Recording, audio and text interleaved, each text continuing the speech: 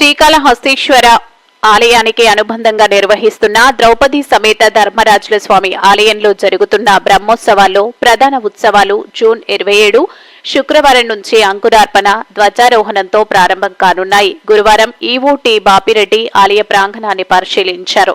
ఈ నేపథ్యంలో ఇక్కడి ఉత్సవాలు పూర్తిగా బయటి భక్తులతో ముడిపడి ఉంది. చివరి 4 రోజులు ఉత్సవాలకు వేలాది మంది చుట్టుపక్కల గ్రామాల నుంచి తరలివస్తారు. ఈ ఉత్సవాలను ఇక్కడ ధర్మరాజుల స్వామి తిరునాళ్లుగా అభివర్ణిస్తారు. శ్రీ ధర్మరాజు స్వామి ఉత్సవములకు బ్రహ్మాండంగా ఇటు జరుగుతుంది శ్రీకాళహస్తిలో. కాబట్టి ఈ ఉత్సవాలకి దేవస్థానాలు అన్ని సౌకర్యాలు ప్రజలకి, రాబోయే ప్రజలకి అందరికీ సౌకర్యాలు అందరూ శుద్ధంగా చేస్తున్నారు.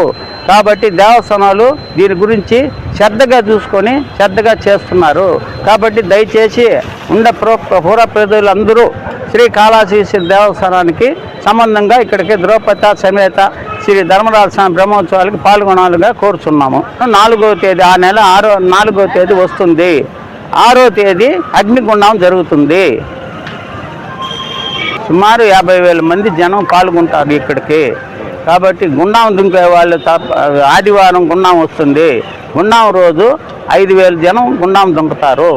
ఇక చుట్టుపక్కల ప్రాంతంలో ఉండే వాళ్ళందరూ గుండానికి దేవుడికి ప్రార్థన ఉండే వాళ్ళందరూ కంకణాలు కట్టుకొని గుండం దుంకుతారు.